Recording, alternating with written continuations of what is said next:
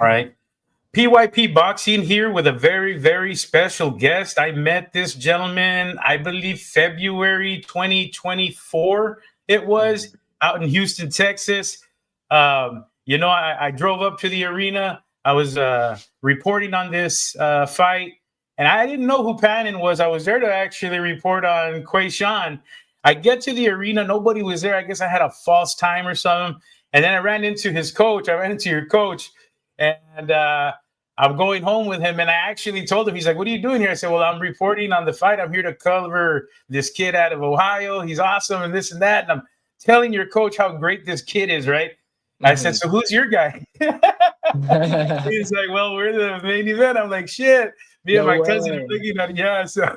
So we get there, and then you put a hell of a performance on that night in front of a whole bunch of people, man. He had all of his people. I mean, his trainers are pretty famous. They were Adrian Broner's team. He had Yeah. Crawford there.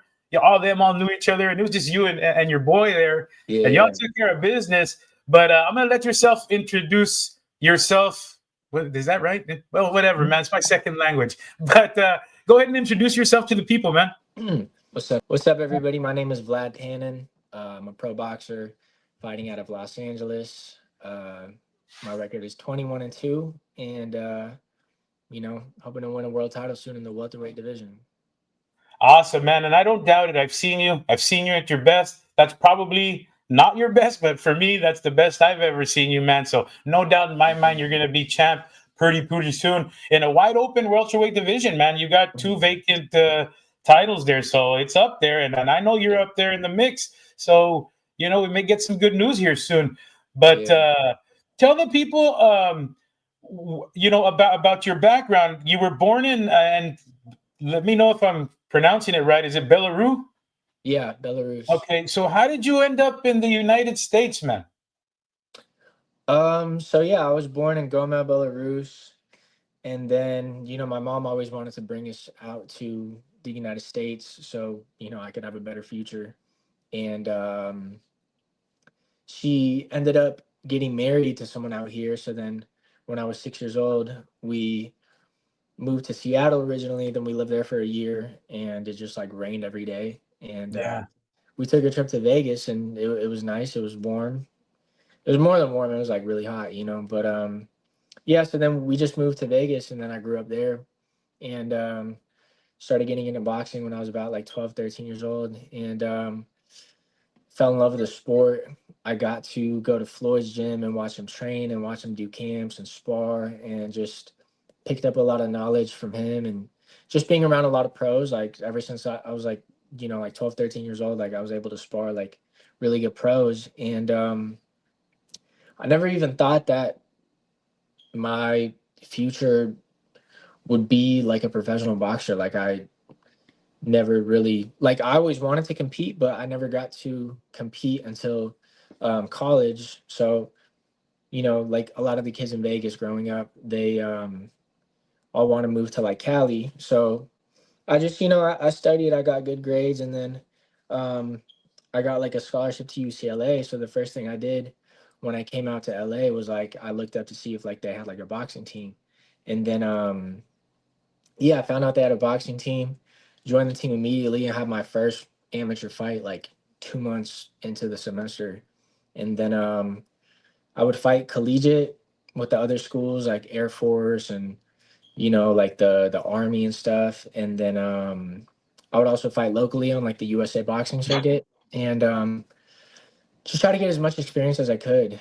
Um, in like 3 or 4 years, probably did like 40, 50 amateur fights. And then after I graduated, I was like, all right, well, it's time to turn pro. So yeah. that's badass. So you didn't actually compete as an amateur like the normal kids, and Mhm. 6 years old and the goal. So you started in college, but Yeah. you already had Yeah. that experience with all these pros because obviously you're Yeah. in Vegas. Yeah, wow. Mhm. Yeah. So listen, man, take us back to Pedro Miguel Mesa. I bet you haven't heard that name in a while. That was your debut. What do you Yeah. remember it? It was your first fight. What was it Mhm. like if you do remember it? What was your mindset going in there? Were you scared? Was you nervous? Obviously, you performed in college, but this is pro. Yeah. Yeah. I mean, first pro fight is always like a little bit nerve wracking. I remember being in the locker room and, you know, being a little bit nervous, but it, you know, it doesn't matter how long you do it. As soon as you get that call, like, all right, time to walk out, you know, those nerves set in a little bit. But I remember like as soon as the fight started, um, he came in and I hit him with like a nice little check hook. And that was like the first punch that I landed in like 8 ounce, 10 ounce gloves. And Oh you know, I yeah. just remember like feeling my knuckles on him. Like I hit him with like a little hook, and I was like, "Ooh, this is like pretty fun," you know. So um, it's different fighting in the pros because you know you don't have headgear, you're under the lights, and you know it's darker. You're not fighting in like the daytime and stuff. But I knew right away like I loved it, you know, and you know I got a knockout, and yeah, Wow, man. once I committed though, there was no going back. You know, it's like no matter what, like whatever setbacks, whatever obstacles, like I'm here to do this now, you know, like you make a commitment and you just got to stick with it. Yeah. Listen, man, you're in the welterweight division. Hmm. Uh, it's an extremely tough division. Who's Hmm. next for Vlad Panin August the 16th? I'm on BoxRec here. Has a big old question mark on it, man. You know, we just locked down an opponent. Man, I wish I could give you his name, but um, it's a good experienced guy. I think his record is like 27-5 or something. So, you know, he has more wins than I have fights. So, just looking to get back in there, you know, get a win and you know, put myself into like the title mix and stuff. So, I really want the big fights. I love that. You know, the welterweight division is open now. There's guys, some bigger names moving up, and I think it's a good time and a place to be. So I'm excited. Yeah, yeah. And I'm not an expert. I know you're way better than this Brian guy. What happened that night, man? Oh, you're talking about my last fight? Yes. Yeah, man. It was just a fight that came up quick. That was really just supposed to be like a stay busy fight, and you know, I like didn't have the best preparation that I normally would, but honestly, like I think it was just my mindset going into the fight. Like I kind of just wasn't fully like excited about it. I just, you know, it's like my last 10 fights before that, like 9 of them were knockouts. The one fight that went the distance was the title fight that you were at in Houston. And I think, you know, I didn't get like that momentum going into the fight of like, okay, like, you know, like I'm excited, I'm ready to put on a show and stuff. And like when I got there to Atlantic City, it was just like, all right, let me get this out of the way kind of thing, you know? And that was mostly it. With that being said, I still thought I won. I still thought I outboxed him. You know, one of the judges gave me like 7 out of the 10 rounds, and one of the judges gave me one. So I don't know. The scorecards were pretty ridiculous in my opinion, but you know, no excuses. I learned from it, and it just a reminder, like, hey, every time you step in that ring, like your life is on the line, your health is on the line. You can't ever think shit is sweet. You have to go in there with the ultimate focus, the ultimate mindset, and can't ever take anything for granted. Even if you're better than a guy, you know, like my coach always tells me, like, just because you're better than a guy, like you have to do things that show that you're better than the guy. You can't just expect them to like lay down or whatever, you know. And I think I just didn't fight with like the fire and the intensity that I normally bring come fight night.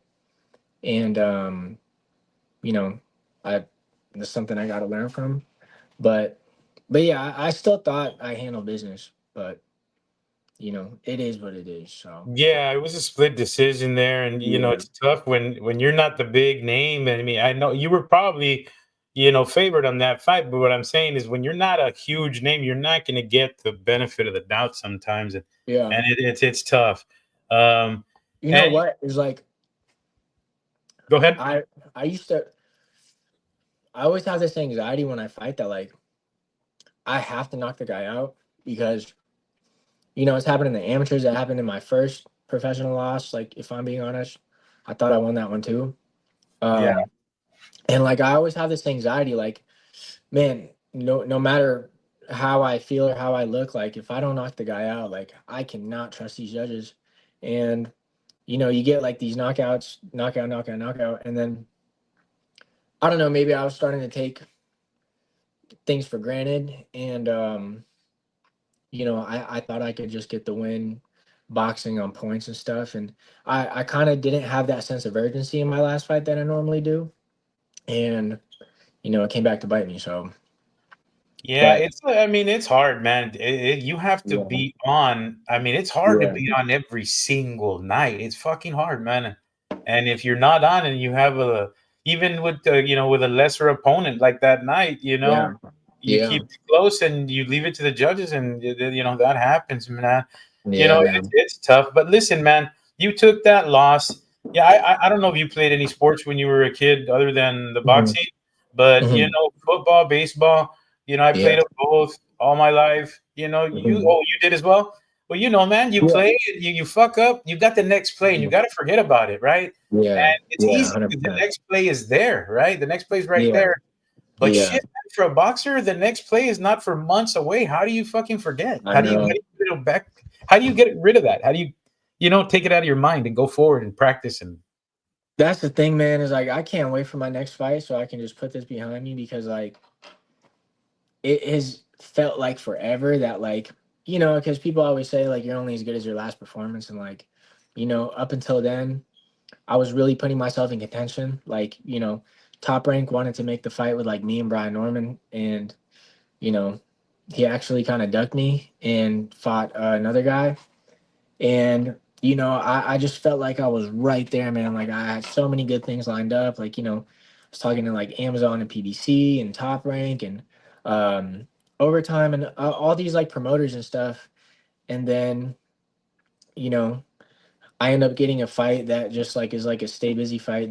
Wouldn't even like do much for my career, like had I, won it and stuff. But just, one loss can really set you back and stuff. And so, um, I'm just excited to go into the next fight. I feel like I just have a rage and an aggression that I need to get out, man. Like, it's been too much time since, like, ideally I would have fought already, So I'm just excited to get back in the ring and show everybody what I'm really about. and put that behind you? Yeah. Yeah. So listen, man, you're in the welterweight division. Hmm. Um, you have a bunch of stars, bunch of names up there. I'm going to Hmm. tell you some of the top guys that Hmm. I think are the tops, and I want you to give me one word question of what you think about them as a boxer, right? So Okay. I'm going to give you a couple names here. I'm going to start off Rolly Romero.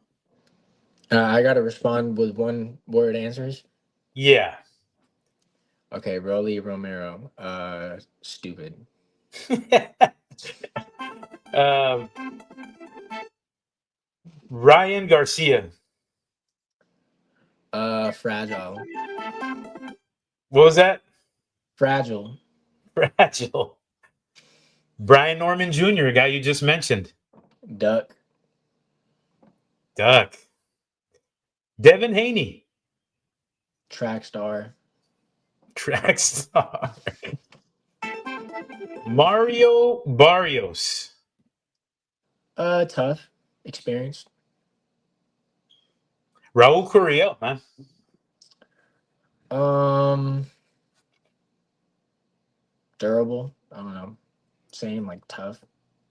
Alexis Rocha. Mm, Average. Giovanni Santillan. Um, Decent. Decent. All right, man. All right. Out of those guys, Mhm. like, where would you rank these guys? You got Rolly, you Um, got Ryan, you got Brian, Devin, Mario, Raul, Alexis, and Giovanni. I mean, honestly, like, I know there's some big names in there, but until Devin and Ryan and Rolly do anything in the welterweight division, um, I would put Barrios at number one just because of his experience and who he's been in the ring with. He's got probably the best. He's got probably the best wins at welterweight. He beat Ugas. Um, then I would put like Brian Norman at number two. Then 3 through 5. But You it's can tough. just put But it's tough because I really haven't seen Devin. Like, I mean, his last fight was what, at like 140 something, and all he did was yeah, so run. he's new to the division, yeah. And all he did was run, man. So um, he didn't have the punching power at lightweights. Like, you really think he's gonna have the punching power at welterweight? I would Yeah. love that fight. So You you're know. putting Raul and Alexis and Giovanni ahead of him? Um, I'll put Raul before like Devin and Ryan and Rolly and Wow. mm, well, Santion too. Santion's pretty good. Um, Yeah, he lost to I Norman. don't take that. I don't take much away from him for that loss to Norman. I think it was just like a style thing. But I think Yeah. like what he did to Rocha was like pretty impressive. But it just depends because like some of these guys like they look their best when they just have a guy standing in front of them. And Most of so the guys I did mention are come forward bangers, yeah. yeah. So and it's like I think Devin's a good boxer, but I like to see how he does against those like bigger, stronger guys as well. Yeah. I mean, So I would probably do him. I would go man, you probably convinced me. I'm gonna do Barrios over Norman. Not that I yeah, think he's better right now, but as uh-huh. a welterweight, he's faced more guys, and Yeah, and he's been a champion longer, and he's been welterweight longer. So I go Mario, go Norman second, just like you said. I'm gonna hmm go Rolly Romero third because he just You think surprised so? me last time. Well, he He did. surprised me, but then again, he surprised us with Ryan, right? We didn't. Yeah. So, but only, he's got a belt and he did improve. So I'm gonna go ahead and put him there. And like you said, I'm gonna put Raul under him. hmm I'd probably go Giovanni, hmm and then the rest of them, whatever situation you want to put them in. I think I'd put Yeah. last, Yeah. just Uh, because we don't know what to expect yet. you said you put who last? Devin, Devin. Yeah, yeah, just yeah. because we don't know what to expect, right? And we Right, don't right, know right. what he's doing yet. We But don't yeah, know how he's recovered after the Ryan fight. And same thing with Ryan. Like he's really skilled. He's got good power. He's explosive, but it's hard to rank him because he's like so inconsistent. yeah, And I think when he's in there with like a real puncher, then he kind of doesn't he's not himself. So because that fight with Rolly, I don't know what happened. I expected him to get past Rolly, or at least I expected him to make some adjustments. yeah. How the hell do you keep it going? So long because so many of these guys quit when they're 7-1, 7-0, hmm 5-0 because they hmm want to work, they want to just be normal. And Yeah, as well as I do, it's not a normal life. It's fucking hard. yeah. I think it just depends on like what your purpose is and what you really want out of life. Like if you want to just have a fun life, you want to be young, you want to be a kid. I get that. If you want to just make money, I get that. But for me, it's like I've always wanted just to be great. Like I like want greatness out of myself. I demand excellence. So for me, like, I went to school, like I was like a pre-med student, then I switched around majors and like, you know, I used to just look at like what's the highest salary? Okay, I'm gonna be a doctor or whatever. But then it's like that's not fulfilling, man. And then I just asked myself, like, what do I really want out of life? I want to be great at something. I want to be up there, like, with the greats. And I thought, like, literally, like, what's the hardest thing I could do? What's like the most noble thing I could do? And I was like, man, if I could become a world champion in boxing and I could, fight 12 rounds and, like become like just champion of the world, um, I think, that would be something special that, only 0.01% of the world probably get to do. And,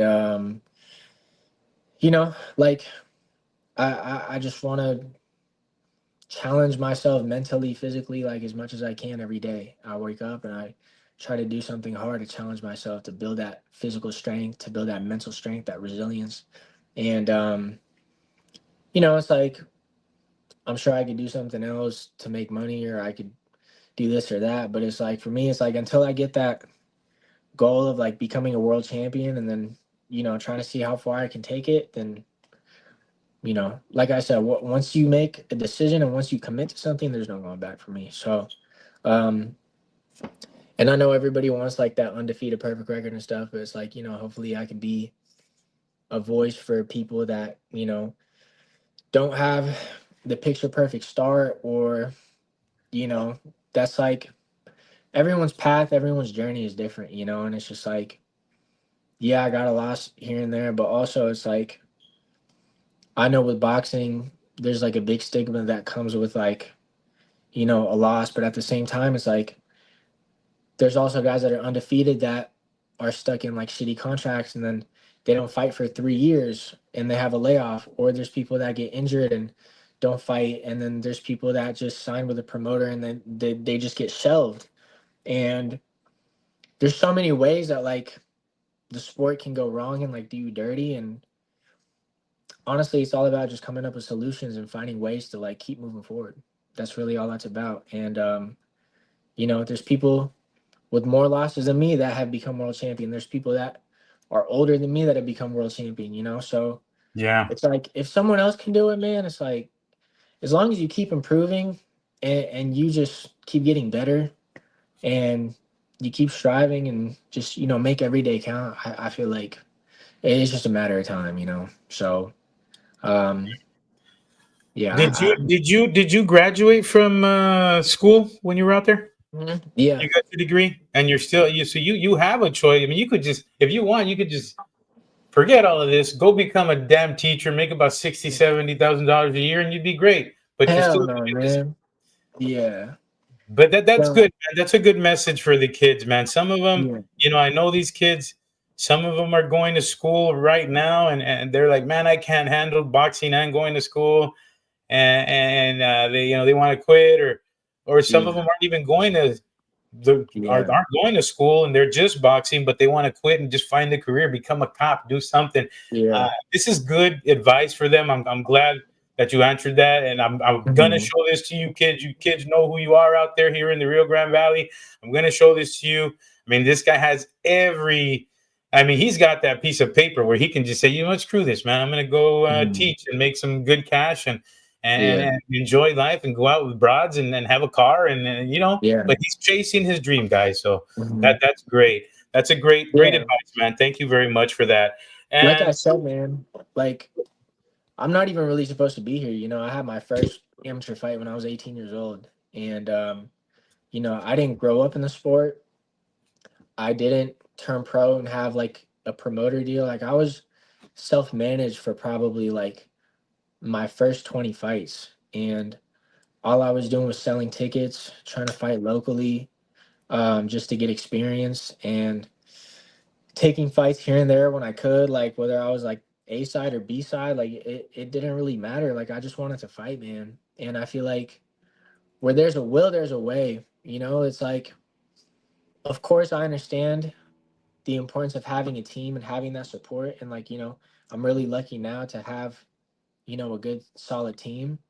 But it took time to build that. It took years. And when I didn't have that, I still had to find ways to move forward. And, how am I going to stay busy? How am I going to, keep progressing my career? How am I going to put myself in a position to where, I could be valuable to promoters and this and that. And so, um, I feel like whatever it is you're doing, man, like, you know, if you love it and it's what you truly want and that's where you put your attention, then, you can find a way to make it happen. So, yeah, tell us about mhm. the gym you're from, and tell us about your coach and his very different style in the corner, man. Let me tell you Mhm. something. I spent time with him in the corner of your fight. Uh-huh. He's not like your regular coaches that's yelling and shit. He's just kind of quietly talking to you, Mhm. and he's never nervous. Yeah, man, my coach, his name is Jonathan Wally. He's been a real great help to my career ever since I got with him. Like, yeah, like my last 10 fights, like I've only had like one fight go the distance. And that's a big part to him. He really improved my game overall, but like, especially like on the inside and that mid-range game. And, like before I was training with him, like, I was winning all my fights, but I was like, like hurting these guys, but like I wasn't necessarily like getting them out of there. And like he really just turned me into like a finisher and a killer, man. And yeah, he's super calm, like he's real experienced. He grew up under Joe Goosen, and he's like Joe Goosen's like right hand man. He's like his protege. So um, even though he's young, he's cornered probably over like 50 world championship bouts. So um, he's got a lot of experience under Joe, and Joe Goosen has a system, and he was brought up under that system. And you're never gonna go to like any winning organization or team. Like if you go to the Patriots or something, like they're gonna have a system. They're gonna have Right. a structure of like, okay, we do this, then we do this, then we do that. And just having that structure has really helped me a lot. And yeah, man, he's really calm, and like he really knows how the fight is gonna play out. And I think that's why he is so calm. Is like, like I've gone to the corner. I can give you two examples where our first fight together, I fought this like, slick mover guy, good boxer, from Brooklyn, from New York. And he had gone like 10 rounds with Charles Conwell. It was like a close competitive fight. He had never been stopped before, Courtney Pennington. And then you know, like in the third round, I dropped him, and then I kind of started getting to him. And then I come back to the corner, and he's like, two more rounds, he's gonna be out. He's gonna be done. He's gonna be out of here. So, and I ended up knocking him out at the end of round 5. So that was one fight. And then I had a fight in December where I was also like breaking the guy down. And at the end of round 5, I came back to the corner, and he was like, "All right, like I want you to find your right hand, and like I want you to throw it hard. Like I'm telling you, like when you throw it, like throw it really hard." And then beginning of the 6th round, I go out there like 30 seconds after he tells me that, boom, knock him out with like a right hand. So it's like he's really good at seeing things before they happen and how they're gonna develop. And he's really good at coming up with game plans. Like when I fought Devin Alexander, um, he is a guy who's used to being quicker than most guys. And he's a southpaw, so his right hand he leads with his right hand, but he wouldn't get his right hand back up. So like the whole camp, all we really practiced was like finishing with the left hook. And in round 2, I knocked him out with a left hook, and that was that. So he's really good at like finding like one little weakness and then just like keying in on that.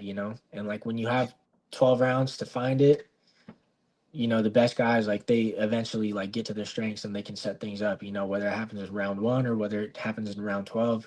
He's really good at like, like picking the moments to like, okay, like now let's go for it.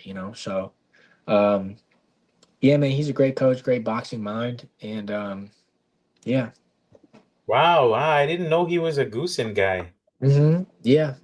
But Yeah. thank you, man. I appreciate you, man. I really Of course, appreciate man. you doing this. We've been looking for you for a long time, man. We really have. Thank you, man. I appreciate it. And I just want to say thank you for supporting.